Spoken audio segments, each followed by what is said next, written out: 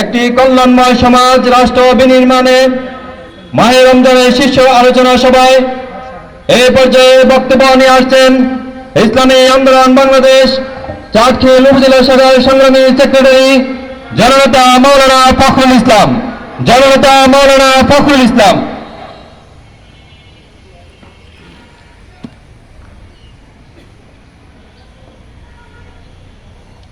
আসসালামু আলাইকুম ওয়া রাহমাতুল্লাহ। নাহমাদুহু ওয়া নুসাল্লি আলা রাসূলিহিল কারীম। আম্মা বা'দু ফাআউযু বিল্লাহি মিনাশ শাইতানির রাজীম। বিসমিল্লাহির রাহমানির রহিম। ইন্নাদ দীনা ইনদাল্লাহিল ইসলাম।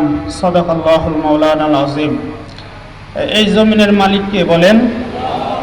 আল্লাহর জমিনে আল্লাহর আইন বাস্তবায়ন হোক, এটা আমরা সকলে চাইনি। ইসলামী আন্দোলন বাংলাদেশ এটাই চায়, ঠিক না? বাকি কেউ বলতে পারেন, প্রশ্ন করতে পারেন যে আমাদের দ্বারা সম্ভব কিনা, আমাদের জনসমর্থন কত পার্সেন্ট আছে এই দেশে, বা ইসলামী হুকুমতের জন্য পার্সেন্ট লাগে না। বলেন, ইসলামী হুকুমতের জন্য পার্সেন্ট লাগে না। আজকে যেহেতু বদর দিবস, বদর যে ঐতিহাসিক বদর দিবস উপলক্ষে আজকের আমাদের আলোচনা সভা। দেখেন, বদরের যুদ্ধে মুসলমানদের সৈন্য ছিল 313 জন। কথাগুলো খেয়াল করেন, আমার সময় 2 মিনিট। কাফেরের সংখ্যা ছিল 1000। তাহলে সৈন্যের দিক থেকে মুসলমান বেশি ছিল না কাফের বেশি ছিল? বলেন। আচ্ছা, মুজাহিদদের তলোয়ার ছিল 8টা, কাফেরদের তলোয়ার ছিল 600। তলোয়ারের দিক থেকে কার বেশি ছিল বলেন? মুজাহিদদের উট ছিল 70টি, কাফেরদের উট ছিল 700টি। তাহলে সাওয়ারের দিক থেকে কারা সবল ছিল বলেন? মুজাহিদদের ঘোড়া ছিল মাত্র 2টি, কাফেরদের ঘোড়া ছিল 300টি। তাহলে ঘোড়ার দিক থেকে সবল ছিল কারা বলেন? মুজাহিদদের শহীদ হয়েছে মাত্র 14 জন, কাফের নিহত হয়েছে 70 জন। তাহলে কে বিজয় অর্জন করছে বলেন?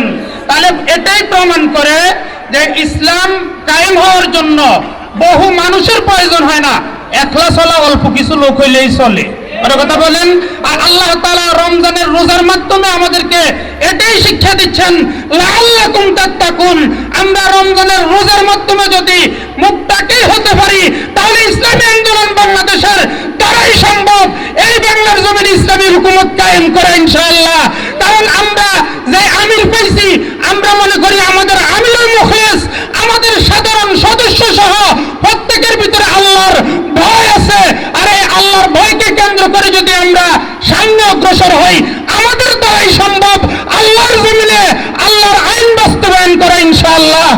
ইসলামী আন্দোলন বাংলাদেশ চাটখিল উপজেলা শাখার পক্ষ থেকে সকলকে আন্তরিক মোবারকবাদ জানিয়ে আমি আমার সংক্ষিপ্ত আলোচনা এখানেই শেষ করলাম।